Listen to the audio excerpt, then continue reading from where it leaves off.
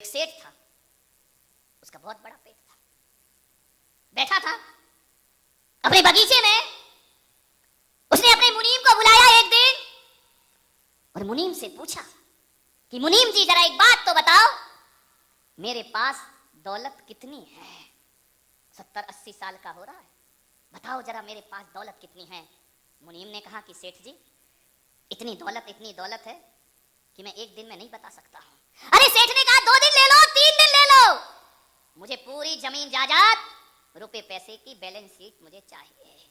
सेठ जी मैं अकेला तो नहीं कर सकूंगा। अकेले नहीं कर सकोगे? बोले आपके पास दौलत इतनी है, मैं अकेला 4 दिन में हिसाब कैसे बनाऊंगा? तो सेठ ने कहा कितने दिन लगेंगे? बोले मेरे जैसे 10 मुनीम और आ जाए तो महीना भर तो लगेगा तुम्हारी हिसाब किताब लगाने में, और वो भी पूरा हो जाए इसकी कोई गारंटी नहीं। अरे सेठ ने कहा फिर भी कोशिश करो, 10 मुनीम और लगा लो।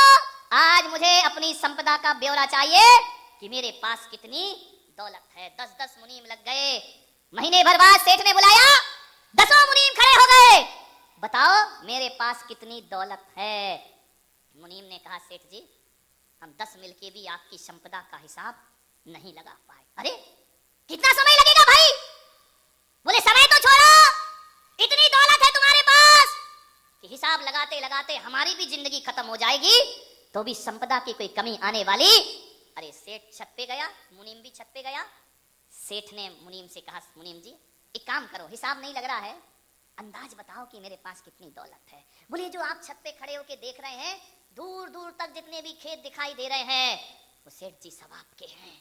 बोले मेरे हैं? बोले हाँ। जितने भी मकान हैं ये सब आपकी जमीन पर बने हैं, बहुत दौलत है आपके पास, और बैंक में जितना भी बैलेंस है सेठ 50% तो तेरा है। बोले मेरे पास इतनी दौलत? बड़ा खुश हुआ सेठ। बोले यार 20-25 साल की उम्र में मैंने कुछ तो कमाया इस धरती के लिए, इतनी दौलत मेरे पास। मुनीम ने कहा इतनी? बोले फिर भी सेठ जी एक बात मान के चलो कि आपकी दौलत का हिसाब इतना ही है कि आप तो क्या आपके बच्चे भी 1 रुपया ना कमाए तो भी आराम से जिंदगी कट जाएगी, उन्हें कुछ भी करने की जरूरत नहीं है, आपकी ये पीढ़ी भी पल जाएगी और आने वाली पीढ़ी भी आपकी। अरे सेठ बड़ा खुश हुआ। बोले चलो यार मेरा जीवन तो कट गया, मेरे बच्चों की जिंदगी भी आराम से गुजर जाए। बड़ा खुश हुआ सेठ, बड़ा आनंदित हुआ सेठ। ध्यान रखना जब दृष्टि सद्भाव पे होती है तो आनंद पैदा हुआ करता है, और जब दृष्टि अभाव पे होती है तो दुख और पीड़ा प्रकट हो जाती है, चिंता प्रकट हो जाती है। सेठ बड़ा खुश था कि मेरे पास इतना है, पूजा करता, पाठ करता, दान करता, दक्षिणा करता, सब कुछ करता। सेठ बड़ी शान से बग्गी पर बैठ करके मंदिर आता, लोग सेठ को प्रणाम करते, जय जिनेंद्र करते, राम राम करते, नगर सेठ पधारे हैं, नगर सेठ पधारे हैं। जहां से निकल जाए ट्रैफिक जाम हो जाया करता था। सेठ की सवारी आ रही है, सेठ बड़ा सुखी था, इतना कमाया, भगवान के पास गए, हे प्रभु तूने मुझे कितना दिया है, इतना दिया कि मैं भी बैठकर खाऊं और मेरे बच्चे भी बैठकर खाएं, इतनी दौलत। बहुत सुखी हुआ सेठ। एक दिन की बात, सेठ पलंग पे लेटा था, लेटे लेटे सेठ के मन में एक विचार आया कि यार ये मुनीम ने कितनी दौलत बताई थी मुझे। एक गलत विचार पैदा होने लगा सेठ के मन में। एक बात याद रखना बारामती वालों, गलत विचार कभी भी पैदा हो सकते हैं आपके मन में, और एक गलत विचार का अंकुर फूटा नहीं कि जिंदगी नरक में बदले नहीं। ध्यान रखना। आपसे बड़ी विनम्रता से निवेदन करूंगा कि गलत विचार पैदा हो उससे पहले उसे वहीं मसल देना बड़ी जोरों से, नहीं तो एक गलत विचार तुम्हारी जिंदगी को नरक बनाने में पर्याप्त हुआ करता है। चाहे वो गलत विचार पत्नी के प्रति हो, चाहे वो गलत विचार पति के प्रति हो, चाहे वो गलत विचार सास ससुर के प्रति हो, चाहे वो गलत विचार दोस्तों के प्रति हो, चाहे वो गलत विचार संतों के प्रति हो, एक गलत विचार तुम्हारी जिंदगी को बर्बाद करने के लिए पर्याप्त हुआ करता है। सेठ के मन में एक विचार उठ गया, कभी भी उठ सकता है आपके मन में गलत विचार, सावधान रहिए। सेठ के मन में विचार उठा, गलत विचार। बड़ा सुखी था सेठ। एक विचार पैदा हो गया कि यार मुनीम ने बताया था कि इतनी दौलत है, तू भी बैठकर खा और बच्चे भी बैठकर खाएं, लेकिन मुनीम ने ये तो नहीं बताया कि बच्चों के बच्चों का क्या होगा। अरे सेठ ने कहा हाँ यार मुनीम ने ये तो हिसाब ही नहीं दिया मुझे। अरे मैं बैठकर खाऊं ये भी ठीक है, बच्चे बैठकर खाएं ये भी ठीक है, अरे इतना तो एक गरीब भी कमा लिया करता है, मैं काहे का सेठ हूं? मेरे बच्चों के बच्चों का उस रात सेठ को नींद नहीं आए, करवट बदलते रहा। एक समय वह था कि तकिए पर सिर रखता था और गहरी नींद आती थी, और आज एक गलत विचार पैदा हो गया, सारी रात बर्बाद हो गई। मेरे बच्चों के बच्चों का क्या होगा? परेशान हो गया सेठ, मैंने क्या कमाया? 80 साल की उम्र हो गई, अब शरीर जवाब दे रहा है, और मुझ मूर्ख ने बच्चों के लिए कुछ किया ही नहीं। ध्यान रखना, अभी तक सेठ सुखी था, एक अच्छा विचार था तो बड़ा आनंदित था। एक रात में सेठ दुखी हो गया। मारे कितनी चिंता करता है आदमी। माँ बाप होने के नाते अपने बच्चों की चिंता करो, ये तुम्हारा फर्ज हुआ करता है, लेकिन उसके आगे की चिंता करना तुम्हारा कोई फर्ज नहीं हुआ करता है। एक बात याद रखिए, आप कितना सोचते हैं, कितना चिंतन करते हैं, चिता के समान है जो तुम्हारी जिंदगी को जलाकर, चिता तो मुर्दे को जलाती है, लेकिन चिंता तो जीते जी इंसान को जला करके खाक कर दिया करती है। चिंता बहुत बुरी चीज है, चिंता से बचने का प्रयास करो। लोग कहते हैं हमारा घर स्वर्ग है, कोई कहता हमारा घर नरक है। मेरे भाई, न घर स्वर्ग होता है ना नरक होता है, आदमी की सोच स्वर्ग होती है और आदमी की सोच नरक हुआ कर।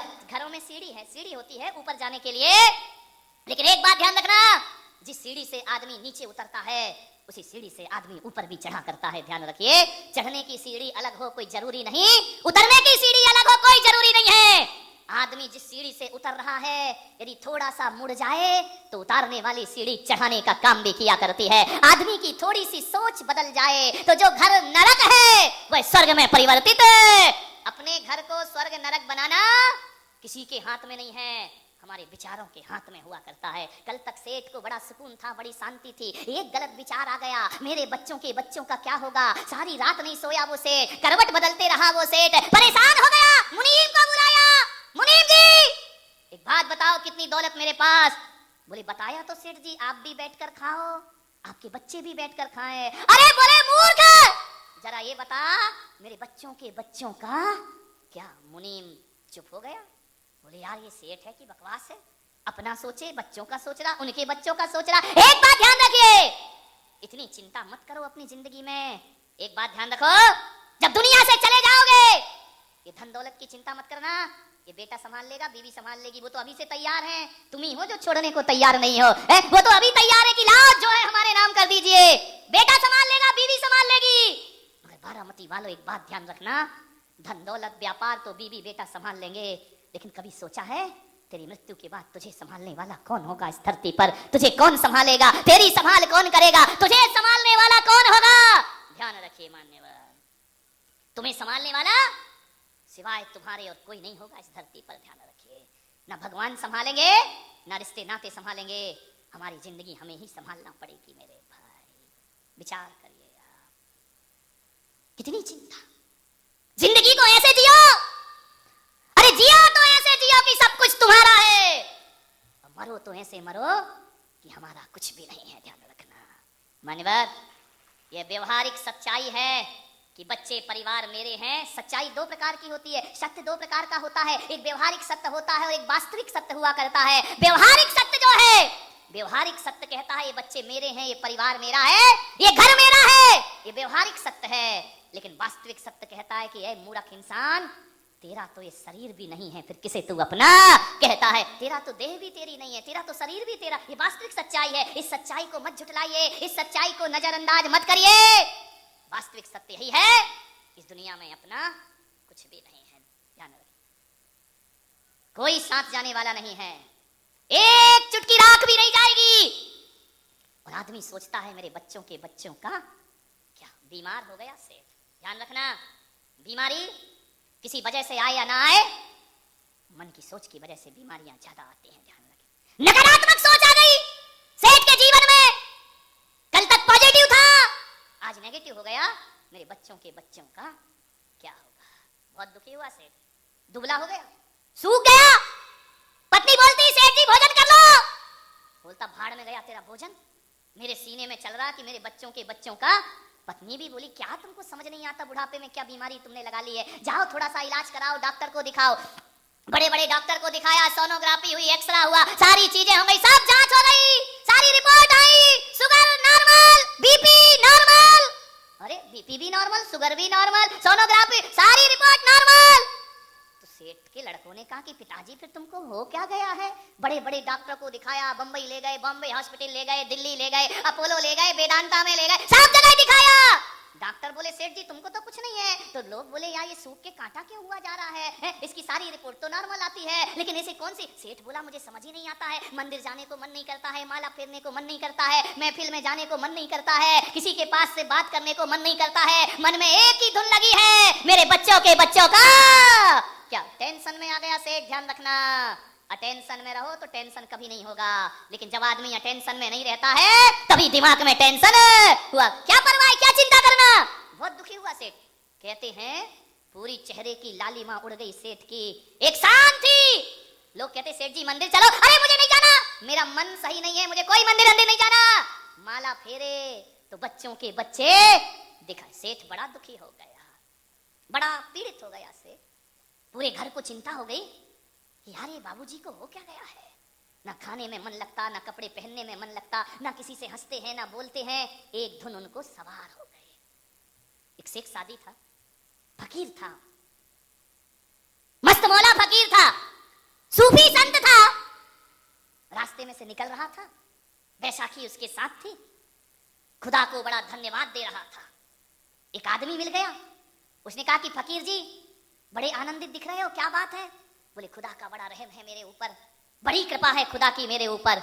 अरे बोले काहे की कृपा है, पागल हो गया है? उसने कहा क्यों? भारे भगवान की बड़ी कृपा मेरे ऊपर बरस रही, आनंदित हूं मैं। अरे उसने कहा पागल देख, तू इतनी खुदा की रहम मानता है और उस परमात्मा ने तुझे एक पैर नहीं दिया है, तू बैसाखी के सहारे चलता है। पागल हमको देख, हम ईश्वर को नहीं मानते, दोनों पैर हमारे पास हैं, और तू खुदा की इबादत करता है और तेरे पास एक पैर नहीं है। जाके खुदा से बोल कि तेरी इतनी इबादत करता हूं और तूने एक पैर नहीं दिया है।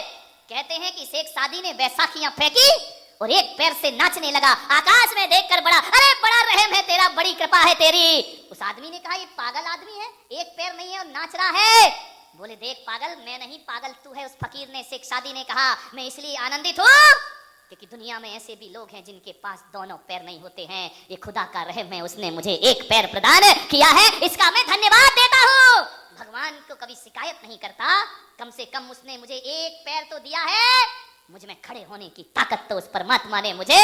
ध्यान, सोच दो है, गिलास आधा भरा है, गिलास आधा खाली है, ध्यान रखिए, सोच का फर्क है।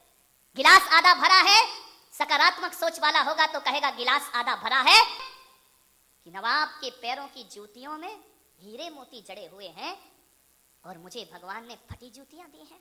मैं गरीब हूं, 5 बार नमाज पढ़ता हूं, फटी जूती पहनता हूं, और ये नवाब जुम्मे के जुम्मे आता है, हीरे मोती की जूतियां पहनता है। ये नवाब बग्गी पे सवार होके आता है और मैं गरीब रहता हूं, 5 बार नमाज। अरे खुदा कुछ तो रहम कर मुझ पर, जो तेरी नमाज पढ़ता। अब मेरा नहीं तो कम से कम अपना तो ध्यान रख कि 5 बार नमाज पढ़ने वाले के पास फटी जूतियां हैं और नवाब के पास हीरे मोती की जूतियां हैं। इतना सोच ही रहा था, क्या देखता है वो फकीर कि मस्जिद की सीढ़ियों पर एक आदमी चलते आ रहा है, हाथ के बल चढ़ते आ रहा है नमाज पढ़ने के लिए। उस आदमी ने देखा कि यार ये नमाज पढ़ने आ रहा है, उधर नवाब आ रहा है, इधर मैं बैठा हूं, मेरी फटी जूतियां इसके, और ये नवाब की हीरे मोती जड़ी जूतियां, और इसके पास तो दोनों पैर ही नहीं है। उस आदमी को लगा कि वाह रे खुदा तू बड़ा रहम करता है, क्योंकि ऐसे भी लोग हैं जिनके दोनों पैर नहीं, वो भी तेरे दर पे आते हैं। अरे कम से कम फटी जूती ही सही, तूने मुझे 2 पैर तो दिए हैं, मैं तुझे धन्यवाद प्रदान करता हूँ, मैं तेरा आभार। 2 पैर तो दिए हैं, जूती नहीं मिली कोई बात नहीं, लेकिन इसके पास तो दोनों पैर भी। महिलाओं से मेरा निवेदन है, पड़ोसी का ऊंचा मकान मत देखो, उस पे दृष्टि मत डालो। ध्यान रखना, पड़ोसी का ऊंचा मकान देखोगी तो गर्दन में लचक आ जाएगी, ध्यान रखना, टेंशन हो जाएगा। मेरा मकान भी बड़ा होना चाहिए, एक ही चीज है सुखी होने के लिए, एक ही नियम। एक बात तुमको बता रहा हूं, जब महिलाओं के मन में ये बात आ जाए कि उसका मकान बड़ा और मेरा मकान छोटा, जब ऐसी सोच लाओगी तो तुम दुखी हो जाओगी। एक बात याद रखना, कभी अपने मकान को देखना और कभी फुटपाथ पर लेटे हुए व्यक्ति को देखना, तुम्हें लगेगा भगवान ने हमें बहुत कुछ प्रदान किया है, इससे ज्यादा हमें किसी और चीज की जरूरत नहीं। फुटपाथ पर जिंदगी गुजरती है, 4 दीवार एक छत भी नहीं है, ऐसे लोग इस धरती पर जीते हैं। अपने पास कम से कम एक मकान तो दिया है, धन्यवाद दो भगवान को। 24 घंटे शिकायतों से मत भरिए, धन्यवाद देने की कला सीखिए। मंदिर जाओगे, शिकायत को लेकर जाओगे तो दुखी होकर लौटोगे। और अहो भाग्य लेकर जाओगे तो आनंद का प्रसाद लेकर वापस आओगे। बहुत कुछ तो दिया है परमात्मा, 24 घंटे शिकायत, मेरे पास ये नहीं, मेरे पास वो नहीं, ऐसा नहीं किया, वैसा नहीं किया। जो है उसमें सुखी रहने का प्रयास करिए मेरे भाई। सेठ दुखी था, बहुत दुखी था बेचारा। एक बार उसे कोई व्यक्ति मिल गया, उसका मित्र मिल गया। उसके मित्र ने कहा कि सेठ जी ये क्या हाल बना रखा है, कुछ लेते क्यों नहीं? सेठ ने कहा यार बहुत दवाई ली, कोई फायदा ही नहीं होता है। अरे ये क्या हाल है, कल तक बड़ी शान थी, आज सिर लटकाए घूम रहे हो, सूख के काटा हो गए, कुछ ले लो। सेठ ने कहा सब ले लिया। बोले पागल, बीमारी क्या है तुझे? बोले रिपोर्ट सब नॉर्मल है, तो ये हाल क्या है? ये बेचारा काम के बोझ का मारा, इसे पिलाओ हमदर्द का टॉनिक सिंकारा। बाहर एक ऐड आता था हमारे जमाने में टीवी पे, सिंकारा पीता था वो कांच फोड़ के प्रकट हो जाया करता था। मैंने कहा बाहर एक ढक्कन में कांच फोड़ दिया, पूरी बोतल पी ले तो दुनिया हिला के रख देगा। विचार कर, सेठ से कहा कुछ ले लो सेठ। सेठ ने कहा बहुत सा इलाज कराया यार, कुछ फायदा ही नहीं होता है। उस आदमी ने सलाह दी, मैं तेरा दोस्त हूं सेठ, मुझसे तेरी ये हालत देखी नहीं जाती, एक काम कर, अपने नगर में एक संत पधारे हैं, बड़े पहुंचे हुए हैं, जाओ उनसे इलाज करा ले। अरे सेठ ने कहा पागल हो गए, तेरा दिमाग खराब है, ये साधु संत भी इलाज करेंगे तो बारामती के सारे अस्पताल बंद हो जाएंगे, मेडिकलों में ताला लग जाए, ये साधु बाबा क्या करेंगे? बोले चला जा सेठ, मेरा क्या? अरे बोले मैं नहीं जाता, मेरा कोई विश्वास नहीं है साधु संतों पर। बोले विश्वास हो या ना हो, एक बार उनके पास तो। सेठ ने कहा यार ये महाराज लोग क्या कर देंगे? बोले यार चला जा, ध्यान रखना संत आपको कुछ दे या ना दे, ध्यान रखिए, संतों के पास जाने से आपको कोई लाभ ना हो तो कोई बात नहीं, लेकिन ये विश्वास दिलाता हूं आपको कोई हानि भी होने वाली नहीं है। संत आपको कुछ देगा नहीं तो संत आपसे कुछ लेने वाला भी। ऐसा करो सेठ चले जाओ, नुकसान क्या है? फायदा हो या ना हो, साधुओं के पास जाने में नुकसान कौन सा है? जाके अपनी व्यथा बताना। बोले यार तू कहता है तो मरता क्या नहीं करता, चला जाता हूं। चला गया वो संत के पास, सुबह सुबह उठ करके दूर गांव के बाहर झोपड़ी बनी थी। क्या देखता है? झोपड़ी के बाहर एक 5 साल की बालिका आंगन में झाड़ू लगा रही है। सेठ पहुंचा, सेठ ने कहा बेटे अम्मा कहाँ है? संत के पास गया, संत ने कहा सेठ जी क्या बात है, क्या दिक्कत है? रोने लगा सेठ। संत ने कहा रोते क्यों हो, तुम्हारे पास तो सब है। बोले सब है महाराज, लेकिन बहुत दुखी हूं मैं। अरे सब होने के बाद दुखी हो? बोले बहुत दुखी हूं, बहुत पीड़ित हूं मैं। क्या हुआ सेठ, तेरे बच्चे नहीं हैं? अरे बच्चे हैं महाराज। कहां बच्चे अच्छे में फंसा रहे हो मुझे? तो फिर किस बात का दुख है? बीवी खराब है। अरे बीवी तो सीता की तरह है, ऐसी बीवी किसी को मिलती? अरे बीवी तेरी सीता जैसी, बच्चे तेरे पास हैं, बच्चे तेरा कहना नहीं मानते। अरे महाराज कहने की बात तो छोड़ो, इस कलयुग में भी राम लक्ष्मण की तरह है, कोई बात जुबान पे लाता हूं और जुबान पे आने से पहले बच्चे उसे पूरा। बोले बच्चे अच्छे? सेठ कोई व्यापार में घाटा वाटा कुछ नहीं लगा है, तो फिर क्यों रो रहा है? बोल सेठ किसी ने तेरा अपमान किया? अरे बोले पूरे गांव में किसी की ताकत नहीं मेरा अपमान कर दे, नौकर भाग गए। अरे 20 नौकर है महाराज मेरे पास। संत ने कहा जब तेरी बीवी अच्छी, बच्चे अच्छे, बहुएं खराब है? अरे नहीं, इतनी अच्छी तो बेटियां नहीं होती जितनी अच्छी मेरी बहुएं हैं। अरे सेठ बहू अच्छी, बीवी अच्छी, बेटा अच्छा, दुकान चल रही है, फिर अब किस बात का टेंशन है? बोले एक बीमारी है महाराज, इलाज नहीं हो रहा कुछ है। संत ने कहा क्या इलाज है, बीमारी बता पहले। बोले महाराज यूं तो भगवान का दिया मेरे पास सब कुछ है, लेकिन एक टेंशन मेरे मन में है। क्या? बोल सेठ क्या बात है? सेठ ने कहा कि महाराज एक चिंता सता रही है। क्या चिंता है तुझे?